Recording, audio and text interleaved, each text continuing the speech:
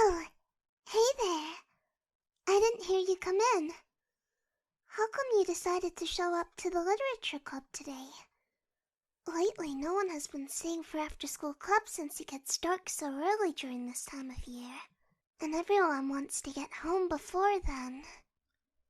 You're pretty brave, you know.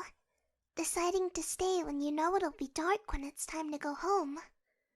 When you know that, in this town, it's dangerous to be out when it's dark outside. That makes you either brave, stupid, or just really into literature, I guess. You do look kinda troubled, though. Are you alright? If you want, I can walk you home later so you won't feel as frightened. It would be good for me, too. I know I'm pretending to be brave, but when I stay after school each day, I feel like I'm making a terrible, foolish mistake. They should just temporarily cancel after-school activities. I'd finally be free of my obligations as the president of the literature club. It's odd that they haven't cancelled things, don't you think? I think that the town is just too accustomed to weird and violent things happening.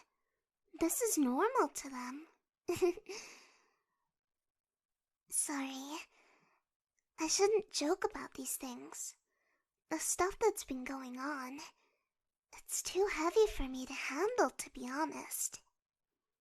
I try to make light of it so I won't feel as nervous, but I'm actually really scared. I just can't believe all the crazy stuff that's been happening. It seems like there's a new name on the missing persons list every day, and it's usually high school students like us. There've been more violent, random crimes and freak accidents in town than ever before. And, of course, what happened with Ayamada Hikari and that other boy from Class 3A. I just can't believe it, you know? She was in my class. I had no idea that she...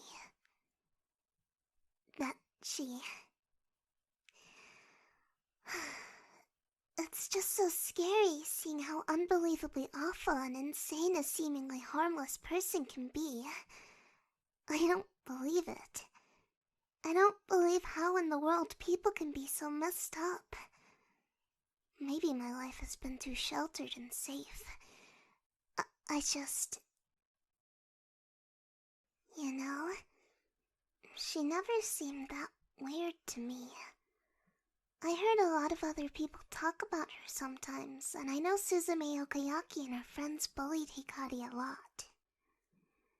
But she never really fought back. She wouldn't even say anything. She wouldn't report the bullying to anyone either. She would just deal with it. And in class, she always seemed pretty normal. She wouldn't talk much, but she would answer when called on. I don't know. She was socially awkward, I guess. A lot of people are, but that doesn't mean they're prone to committing horrifying acts of violence. Sorry, I'm rambling again, wasn't I? I shouldn't talk so much about such an unpleasant topic. I wonder if we should do our club activities today when none of the other members are here. I wouldn't mind us, I don't know, reading together or something, but if you feel like taking a break today, then... Oh, excellent! I'll go get a book of short stories I've been wanting you and the rest of the club to read.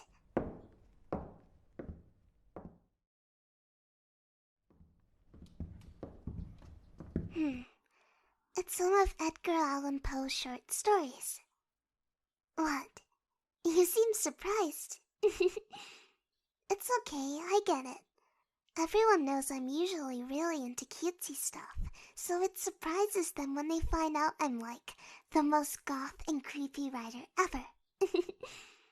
Have you read any of Poe's writing? No? Not surprising since you say you like horror. I guess you like the more modern stuff then. I was wondering if it's okay if I were to read aloud to you. You see, I've recently been wanting to try out voice acting as a hobby, as random as that may seem. So I was thinking of reading aloud more often to better control my voice. So, can I? Okay, good. I wonder which story I should read. Oh, I know.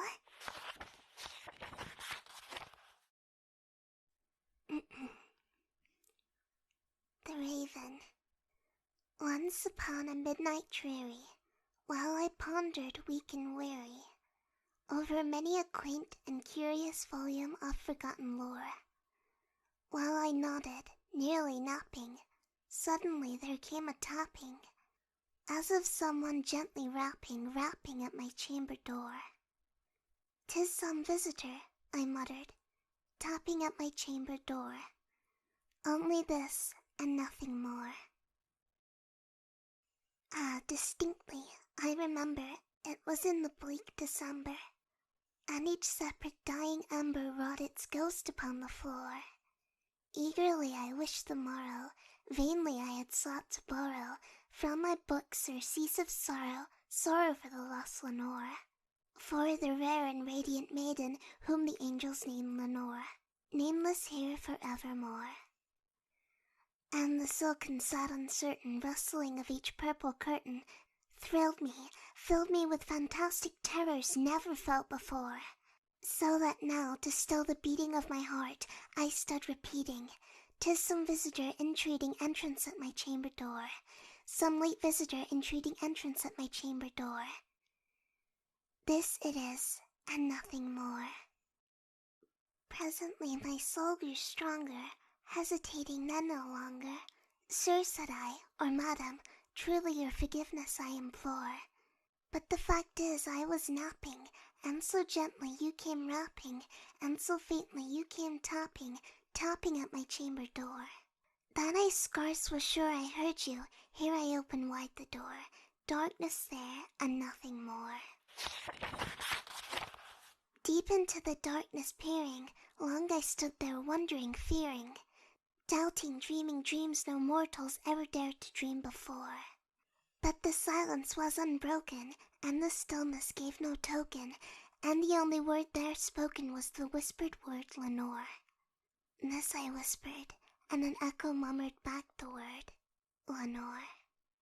Merely this, and nothing more. Back into the chamber turning, all my soul within me burning, soon again I heard a tapping somewhat louder than before. "Surely," said I, "surely that is something at my window lattice. Let me see then what thereat is, and this mystery explore. Let my heart be still a moment and this mystery explore. 'Tis the wind, and nothing more." Open here I flung the shutter, when with many a flirt and flutter, in there stepped a stately raven of the saintly days of yore. Not the least obeisance made he, not a minute stopped or stayed he, but with mien of lord or lady perched above my chamber door, perched upon a bust of Pallas just above my chamber door, perched and sat, and nothing more.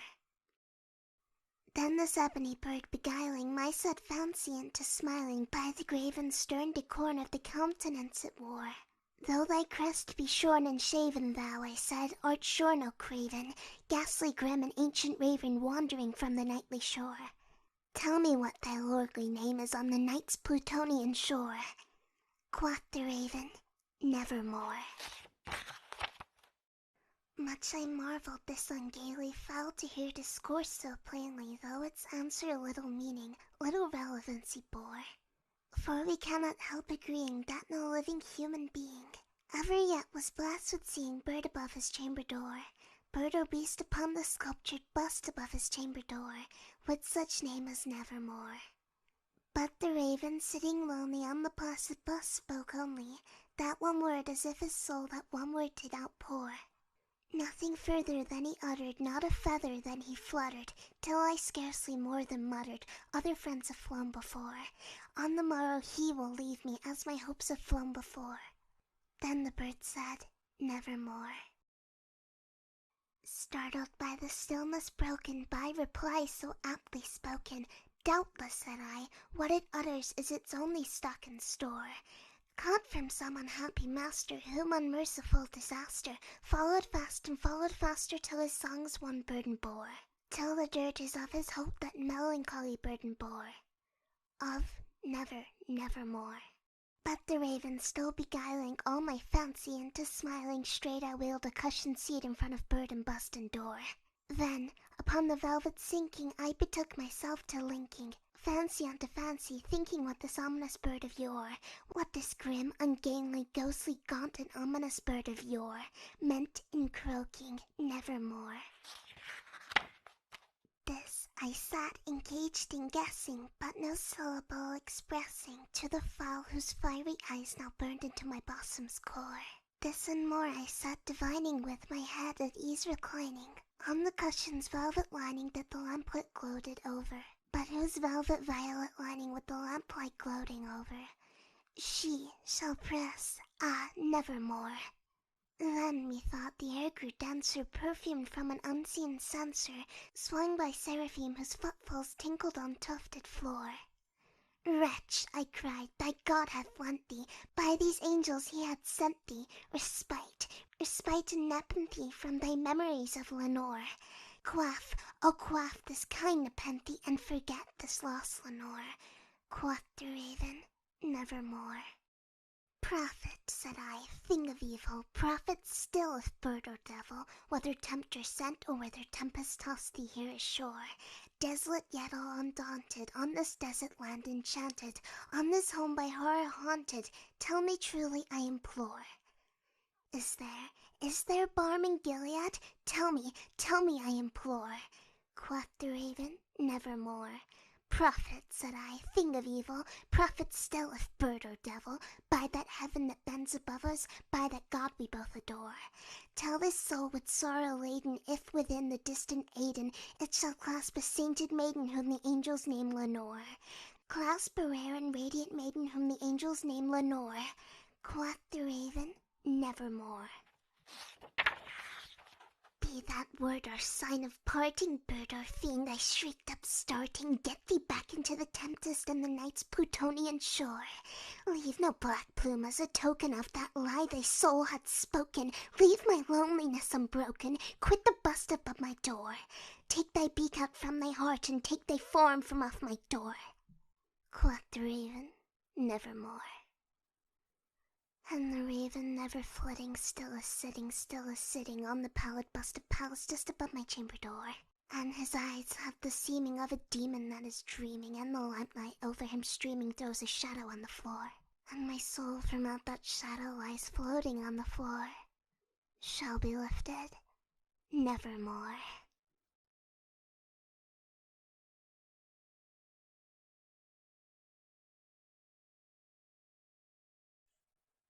So, do you like it? It's really creepy, don't you think? You like the ending? Oh, me too. The story just gets more and more intense as it progresses, and it wraps things up pretty concisely in the end, in my opinion.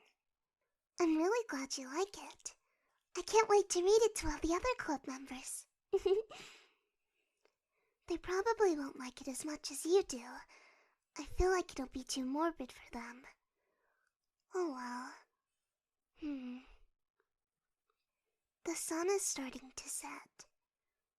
We should leave before it gets dark. By the way, you know how I offered to walk home with you earlier? I was thinking we still live in the same neighborhood, but I actually live with my dad now, and his house is in a different direction.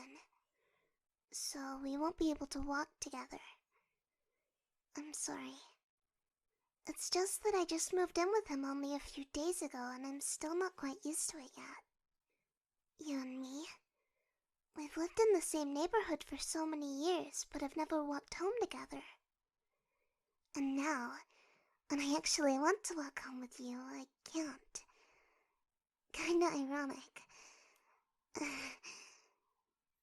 Anyway, like I was saying, we better leave before it gets dark. See you tomorrow. Bye.